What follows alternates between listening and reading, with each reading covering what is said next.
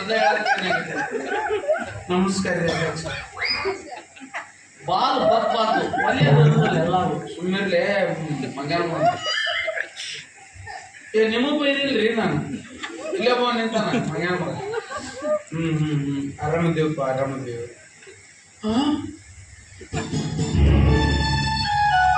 ಯಾರ್ ಛತ್ರ ಹೋಗೋದಪ್ಪ 19ಕ್ಕೆ ಬರ್ತಡೇ ಐತಪ್ಪ.